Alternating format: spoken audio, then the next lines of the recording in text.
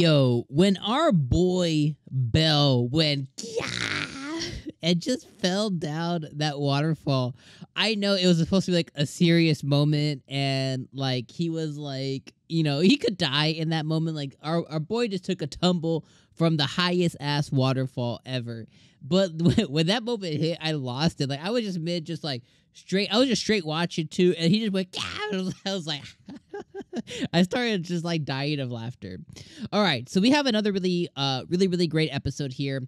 We're on the middle floors, and we have now fully seen into fruition Cassandra's dream, premonition that she had about the green moss fully come to full circle, and it's now real.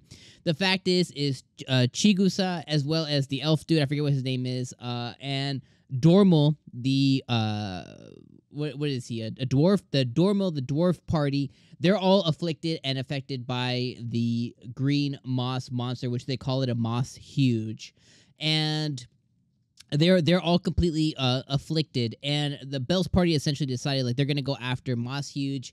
They come across like this. They come to a impasse where moss huge just lays a very intricate trap.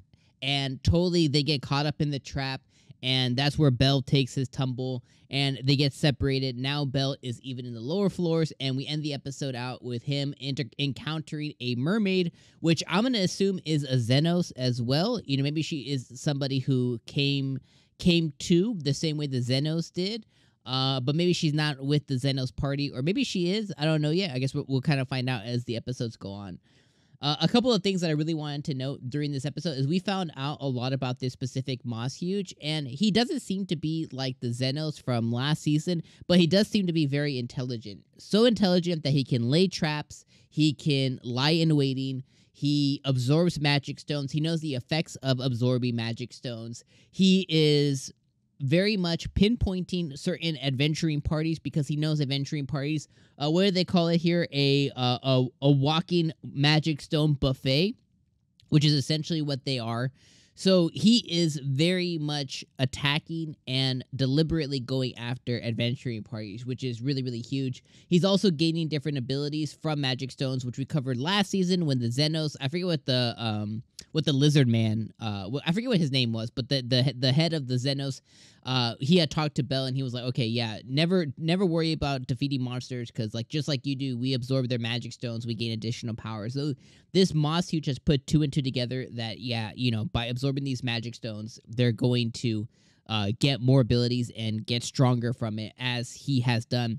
And what's crazy about this Moss Huge too is the fact that he's going after monsters deliberately as well to go after their magic stones. So he's not like picky one way or the other.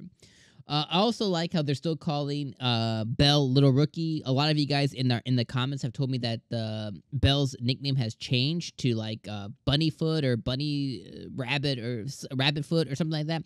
But we haven't come across that yet, so I don't know when that's going to happen. I love how Chigusa still has faith. She still has faith that the party will pull through. And I can really feel that Cassandra at some point is going to be really strong. Right now, Cassandra told us that she's a level 2, so as she gets stronger, I'm assuming that her premonition abilities will get stronger as well. And I love how reciprocally, so like the opposite, I love how Bell put his faith in Cassandra as well. Then we kind of have that the walking trap stuff. We kind of move past that, and then we get to the mermaid stuff. So overall, this was a really good episode to kind of show us the thought process of the Moss Huge. This is kind of a really cool episode to show us the fact that this monster is a special, unique monster, something that is not inherently in the middle levels, kind of something in the, I guess it's the higher, I think it's like maybe came from like the higher floors down to the lower floors, kind of like deliberately to kind of prey on these adventurers. So I think that's really cool. This has to be something unique because even other parties like the Loki Familia, if these monsters were commonplace, there'd be more knowledge of it. Although we do know that the guild does deliberately hide information about the dungeon so that people exploring it or adventurers don't get off-put and they want to still go because they know if they release a lot of info on certain floors that adventurers will be so scared to not go and adventure that way. So there is a chance that this isn't the first encounter, but the guild or other familias may not have released information before. And last thing I really talk about is the 𝐒𝐻𝐻𝐽 also, Bell did make a comment that he tried to use magic, or it seemed like he tried to use magic. When Bell hit him with his firebolt, it looks like he was trying to maybe use like a defensive spell or something, and then kind of said F it and decided to go into the water, just kind of as a last-ditch effort. But overall, we're seeing a really intelligent monster that may not be a Xenos, like in that sense, may not be fully there, but is still intelligent enough to make decisions and know to go after magic stones, which I think is really cool. And we now have something that's kind of to the future. We now see Bell's growth when he took on one of the monsters that Aina had warned him about. He was able to kind of overcome that, which even Bell kind of looked at his hand and was surprised at his strength. And then we have the mermaid stuff, which we're going to see kind of next episode. But overall, another really solid entry in the episodes of DanMachi so far. Really enjoyed everything that we've gotten so far. Really enjoying being immersed in the world and kind of seeing everything that's going on. And I love that like the whole entire party has really kind of like stepped up, especially like from Lilia.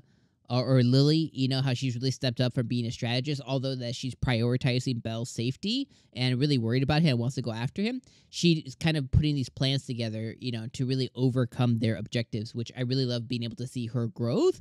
And I can't wait till she hits level 2 or level 3, because right now she's currently level 1 as well. Oh, and Aisha did admit that our boy Bell is stronger than her, and I love that she openly admitted that this episode as well. But overall, we're seeing Bell's party grow. We're seeing Bell grow as a leader.